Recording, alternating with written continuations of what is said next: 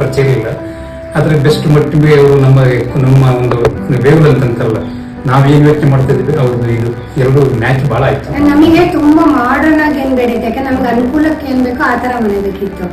ಇವಾಗ ಆರ್ಕಿಟೆಕ್ಟ್ ಅಂತ ತುಂಬಾ ಅವರು ಚೆನ್ನಾಗಿರುತ್ತೆ ನೋಡೋದಕ್ಕೆ, ಬಟ್ ನಮ್ಮ ಉಪಯೋಗಕ್ಕೆ ಯಾವ ತರ ಬೇಕು, ನಮ್ಮ ಅನುಕೂಲಕ್ಕೆ ಯಾವ ರೀತಿ ಬೇಕು. ಯಾಕಂದ್ರೆ ನಮ್ಮ ಫಾದರ್ ಮದರ್ ಎಲ್ಲ ಇದ್ರಲ್ಲ, ಅವ್ರಿಗೆಲ್ಲರೂ ಆಗಿನ ಕಾಲಕ್ಕೆ ಅವ್ರು ಹೊಸ ತರಕ್ಕೆ ಒಪ್ಕೊಳ್ಳಲ್ಲ ಅಷ್ಟು ಬೇಗ.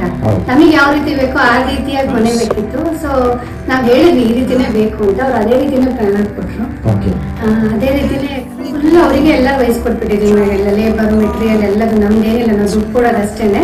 ಬಟ್ ನಮ್ಗೆ ಯಾವ ರೀತಿ ಬೇಕು ಅಂತ ಇದು ಮಾಡ್ತಾರೆ, ಅಪ್ಡೇಟ್ ಮಾಡ್ತಿದ್ರು. ಅವರು ಎವ್ರಿ ಡೇ ಬರ್ತಿದ್ರು ಪ್ರವೀಣ್ ಅವರು. ಆಮೇಲೆ ಓವರ್ ಆಲ್ ತುಂಬಾ ಚೆನ್ನಾಗಿತ್ತು ಎಕ್ಸ್ಪೀರಿಯನ್ಸ್.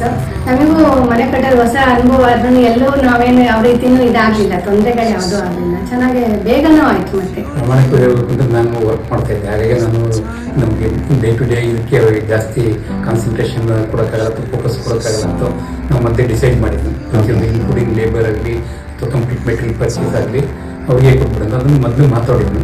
ಸೊ ಅದ್ರ ಪ್ರಕಾರ ಇದರಲ್ಲಿ ನಮ್ಗೆ ಯಾವ್ದು ಮೆಟೀರಿಯಲ್ ಕ್ವಾಲಿಟಿನಲ್ಲಿ ಯಾವುದೇ ರೀತಿಯ ಕಾಂಪ್ರಮೈಸ್ ಇಲ್ಲ. ನಮ್ಗೆ ಬೇಕಾದ ಬಡ್ಜೆಟ್ನಲ್ಲಿ ಬೇಕಾದ ಟೈಮ್ ಫ್ರೇಮಲ್ಲಿ ಕಟ್ಸ್ಕೊಡ್ತಾರೆ. ಥ್ರೂಔಟ್ ಮನೆ ಕಟ್ಟು ಸ್ಟಾರ್ಟ್ ಮಾಡ್ತಿದ್ದ ಫೌಂಡೇಶನ್ ಕೊನೆವರೆಗೂ ರೂಪೇಶ್ವರದು ಕೋಆಪರೇಷನ್ ಭಾಳ ಚೆನ್ನಾಗಿತ್ತು. ನಾಟ್ ಓನ್ಲಿ ಪ್ರವೀಣ್ ಅವರಾಗಿಲ್ಲ, ಪ್ರವೀಣ್ ಅವರ ಟೀಮ್ ಯಾರ್ಯಾರು ಕರೀಬೋದು ಪ್ರತಿಯೊಂದು ಹಂತದಲ್ಲೂ ಒಳ್ಳೆ ರೀತಿ ಕೋಆಪರೇಷನ್ ಮಾಡಿದ್ರು. ನಾವು ಇಂಥ ಕೆಲಸ ಇವತ್ತು ಆಗಬೇಕು ಅಂತಂದ್ರೆ ಅವ್ರು ತಕ್ಕನಾಗಿ ಅವ್ರು ಸ್ಪಂದನೆ ಮಾಡಿದ್ದಾರೆ ಆ ವಿಷಯದಲ್ಲಿ. 7 years ಆದ್ರೂ ಅಷ್ಟೇ, ಏನಾದ್ರು ಇದ್ರು ಹೇಳಿದ್ರೆ ತಕ್ಷಣನೇ ಏನಿದ್ರು ಮಾಡ್ಕೊಡ್ತಾರೆ, ರೆಸ್ಪಾನ್ಸ್ ಇರುತ್ತೆ. ನಮಗೇನಿದ್ರು ಲಾಸ್ಟ್ ಇಯರ್ ಪೇಂಟ್ ಮಾಡಿಸಿದ್ರು ಹೊರಗಡೆ, ಆ ಥರ ಏನಾದ್ರು ಇದ್ರು ಕಾರ್ಪೆಂಟ್ ವರ್ಕ್ ಸುಮಾರು ಇತ್ತು ನಮ್ಗೆ ಇನ್ನೂ ಪೆಂಡಿಂಗು. ಎಲ್ಲದಕ್ಕೂ ಅಷ್ಟೇನೆ, ಜಸ್ಟ್ ಒಂದು ಫೋನ್ ಮಾಡಿದ್ರೆ ಸರಿ ತಕ್ಷಣ ಅದಕ್ಕೆಲ್ಲ ಅರೇಂಜ್ ಮಾಡ್ತಾರೆ. ಇವಾಗಾದ್ರೆ 10 ಕೊಡ್ತೀನೇನೋ, ನಮ್ಗೆ ಅವಾಗ ಅವ್ರಿಗೂ ಸ್ವಲ್ಪ ಅನುಭವ ಕಮ್ಮಿ ಇತ್ತು 7 years ಬ್ಯಾಕು.